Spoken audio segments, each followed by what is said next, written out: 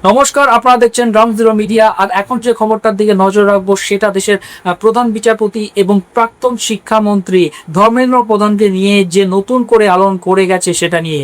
দেশের রাজনীতিতে যে ছাত্র যুব আন্দোলন কয়েক সপ্তাহ আগেই মোদী সরকারকে বড়সড় অস্বস্তিতে ফেলেছিল, সেই আন্দোলনের রেশ কি এবার পৌঁছে গেল দেশের সর্বোচ্চ বিচার ব্যবস্থার দরজায়? সেই প্রশ্নটাই এখন উঠছে যে ছাত্রদের আন্দোলনের চাপে শেষ পর্যন্ত কেন্দ্রীয় শিক্ষামন্ত্রীর পদ ছাড়তে হয়েছিল ধর্মেন্দ্র প্রধানকে। সেই ছাত্র সমাজই এবার দেশের প্রধান বিচারপতি সূর্যকান্তকে নিয়ে এমন অবস্থান নিল যা জাতীয় রাজনীতিতে নতুন করে বিতর্ক তৈরি করেছে। একদিকে ছাত্রদের অভিযোগ, নাগরিক অধিকার, শান্তিপূর্ণ প্রতিবাদ এবং পুলিশের ভূমিকা নিয়ে আদালতের আরো সংবেদনশীল হওয়া উচিত ছিল বলে ছাত্রদের দাবি। অন্যদিকে এই গোটা ঘটনাকে আরো তাৎপর্যপূর্ণ করে তুলেছে ধর্মেন্দ্র প্রধানের সাম্প্রতিক বদলে যাওয়া সুর। কারণ কিছুদিন আগেও যারা রাস্তায় নেমে সরকারের বিরুদ্ধে প্রশ্ন তুলছিলেন তাদের আন্দোলনকে ঘিরে কঠোর মন্তব্যের অভিযোগ উঠেছিল তার বিরুদ্ধে। কিন্তু সেই আন্দোলনের চাপে যখন তার মন্ত্রিত্ব ছাড়তে হলো, তখন কয়েক সপ্তাহ পর প্রকাশ্য মঞ্চে দাঁড়িয়ে সেই ধর্মেন্দ্র প্রধানই বলছেন যে নতুন প্রজন্মের আকাঙ্ক্ষার সামনে তার মন্ত্রিত্বের দায়িত্ব কিছুই নয়। তিনি বলেছেন জেনজিকে উপেক্ষা করা যাবে না, দেশের ভবিষ্যৎ এই প্রজন্মের হাতেই। এখানেই প্রশ্ন, ধর্মেন্দ্র প্রধান কি তাহলে নিজের পুরনো অবস্থান থেকে পুরোপুরি ঘুরে দাঁড়ালেন?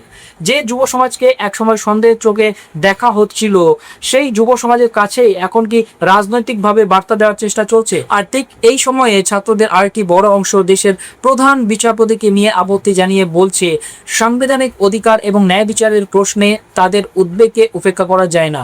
অর্থাৎ একদিকে সরকারের বিরুদ্ধে আন্দোলন করে শিক্ষামন্ত্রীর পদত্যাগ, অন্যদিকে এবার বিচার ব্যবস্থা শীর্ষ ব্যক্তিকে নিয়ে ছাত্রদের সরাসরি আপত্তি।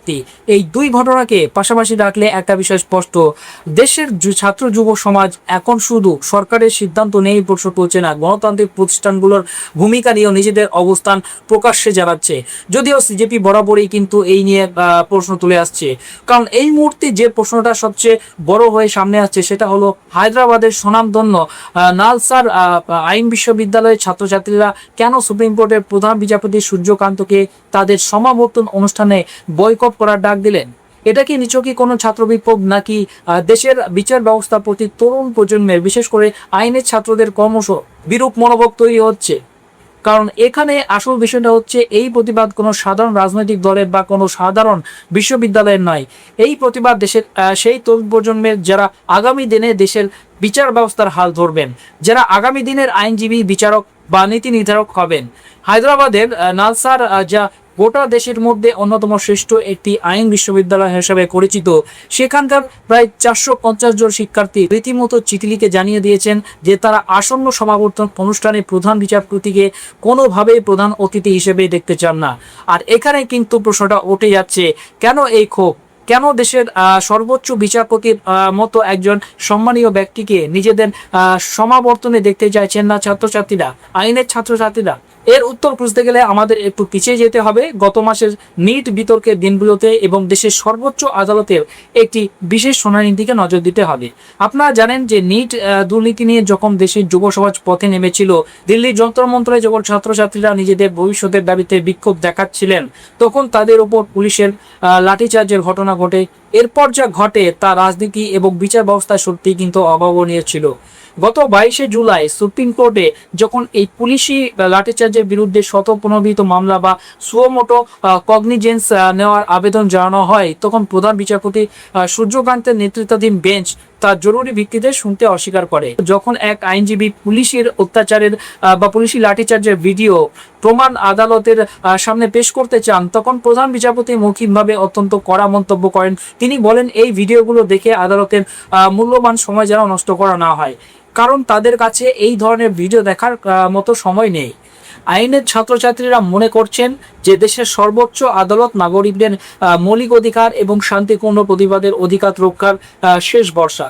সেই আদালতের প্রধান বিচারপতি যদি পুলিশের বর্বরতার বা পুলিশের অত্যাচারের ভিডিও দেখতে অস্বীকার করে তাকে সময় নষ্ট বলে আখ্যা দেন, ছাত্রছাত্রীরা তাদের চিঠিতে অত্যন্ত স্পষ্ট ভাষায় লিখেছেন, সমাবর্তন এমন একটা পবিত্র মুহূর্ত যেখানে বিশ্ববিদ্যালয়ের নিজস্ব মূল্যবোধ এবং ন্যায় বিচারের প্রতি অঙ্গীকার দৃশ্যমানভাবে প্রতিফলিত হওয়া উচিত।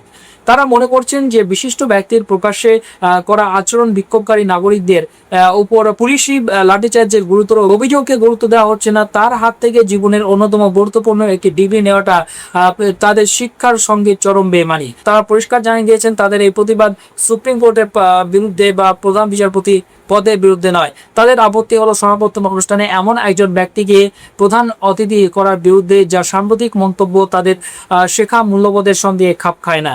এছাড়াও ছাত্রছাত্রীরা তাদের চিঠিতে সরব হয়েছেন প্রধান বিচারপতির আরও একটি মন্তব্য নিয়ে। ছাত্রছাত্রীদের চিঠিতে উল্লেখ করা হয়েছে যে প্রধান বিচারপতি সম্প্রতি যুব সমাজকে নিয়ে এমন একটি মন্তব্য করেছিলেন যেখানে করজীবী এবং আরশোলা বা ককরোচ এর মতো শব্দবন্ধ ব্যবহার করা হয়েছিল। যিনি বলেছিলেন যে যুবকদের একাংশ নাকি ব্যবস্থার উপর আক্রমণকারী পরজীবী।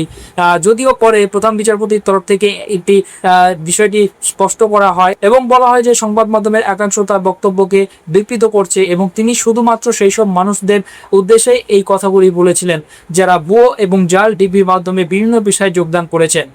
ছাত্রছাত্রীদের দাবি ভারতের সর্বোচ্চ বিচার বিভাগের প্রধানের মুখ থেকে তার যে প্রেক্ষাপটে হোক না কেন এই রকমের শব্দবন্ধ প্রয়োগ করা কোনোভাবেই সমর্থনযোগ্য নয় এবং এটি সংবিধানের আদর্শকে প্রতিফলিত করে না। বিশ্ববিদ্যালয়ের বিদায়ী ব্যাচের পাশাপাশি আগামী কয়েক বছরের ব্যাচগুলো এই প্রতিবাদের সামিল হয়েছে।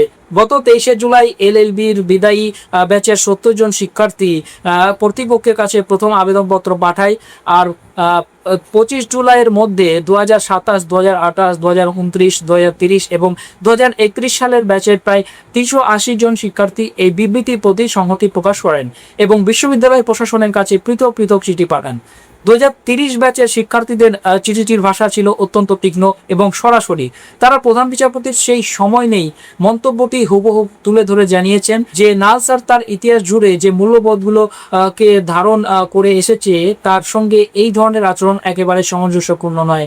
এখন সমস্যা হলো নালসারের মতো দেশের অন্যতম শীর্ষ আইন বিশ্ববিদ্যালয়ে একটা দীর্ঘদিনের ঐতিহ্য রয়েছে যেখানে সমাবর্তন অনুষ্ঠানে দেশের প্রধান বিচারপতিকেই আমন্ত্রণ জানানো হয়। এটা একটা প্রাতিষ্ঠানিক সম্পর্কের ব্যাপার, কিন্তু এবার সেই ঐতিহ্যই কিন্তু বড়সড় প্রশ্নের মুখে পড়ে গেছে। ছাত্রছাত্রীরা বলছেন ঐতিহ্য নিজের জায়গায় ঠিক আছে, কিন্তু বর্তমান পরিস্থিতিতে তাদের উদ্বেগকে কোনোভাবে উপেক্ষা করা যায় না। আপনারা জানেন যে পপুলার জনতা পার্টি যার উত্থান হয়েছিল কিন্তু এই প্রধান বিচারপতির একটি মন্তব্যকে ঘিরেই, আর তারপরেই কিন্তু পপুলার জনতা পার্টি সারা দেশে যুবকদের মধ্যে ব্যাপক সাড়া ফেলে দেয়। তাদের আন্দোলনের জেরে কার্যত পিছু উঠতে হয়েছিল কেন্দ্র সরকারকে। এবার আসি সবচেয়ে গুরুত্বপূর্ণ প্রশ্নে, বিশ্ববিদ্যালয় কর্তৃপক্ষ এই ছাত্র অসন্তোষের মুখে দাঁড়িয়ে কি পদক্ষেপ নিচ্ছে? সংবাদ মাধ্যমের খবর অনুযায়ী প্রশাসন এখন পুরোপুরি নীরব। উপাচার্য থেকে শুরু করে রেজিস্ট্রার কেউই এই বিষয়ে প্রকাশ্যে কোনো মন্তব্য করতে রাজি হচ্ছেন না। তবে বিশ্ববিদ্যালয়ের অন্দরের খবর প্রশাসন রীতিমতো চাপে রয়েছে। এমনকি এই কথাও শোনা যাচ্ছে যে ভারতের প্রধান বিচারপতিকে ছাত্র বিক্ষোভের মুখে ফেলে আরও বিব্রতকর পরিস্থিতির হাত থেকে বাঁচাতে প্রশাসন নাকি এবারের সমাবর্তন অনুষ্ঠানটাই পুরোপুরি বাতিল করে দেওয়ার কথা ভাবছে। যদিও ছাত্রছাত্রীরা জানিয়েছে যে তারা কিন্তু প্রশাসনের সঙ্গে কথা বলতে প্রস্তুত, কিন্তু তা না করে যদি সমাবর্তন অনুষ্ঠানই বাতিল করে দেওয়া হয় তা কিন্তু মত প্রকাশের অধিকারকে কিন্তু ধামাচাপা দেওয়া। এই প্রশ্নটা কিন্তু উঠতে শুরু করেছে। কিছুদিন আগেই মুম্বাইয়ের বিখ্যাত tata institute of social science বা টিস এর 86তম সমাবর্তন অনুষ্ঠান, যা গত 2 আগস্ট হওয়ার কথা ছিল, তা ঠিক 2 দিন আগে হঠাৎ করে স্থগিত করে দেওয়া হয়। এই অনুষ্ঠানে কিন্তু প্রধান বিচারপতি সূর্যকান্তের প্রধান অতিথি হিসেবে উপস্থিত থাকার কথা ছিল। তাহলে কি সত্যিই তরুণ সমাজ, বিশেষ করে আগামী দিনের আইনজীবীরা এবার বিচার ব্যবস্থার শীর্ষ নেতৃত্বের কার্যকলাপ নিয়ে সরাসরি প্রশ্ন তুলতে শুরু করেছে? আর বিশ্ববিদ্যালয় প্রশাসন কি শেষ পর্যন্ত ছাত্রদের অকাট্য যুক্তির কাছে মাথা নত করবে, নাকি দীর্ঘদিনের ঐতিহ্য বজায় রাখবে? এই পুরো বিষয়ে আপনার মতামত কি? কমেন্ট বক্সে অবশ্যই জানান।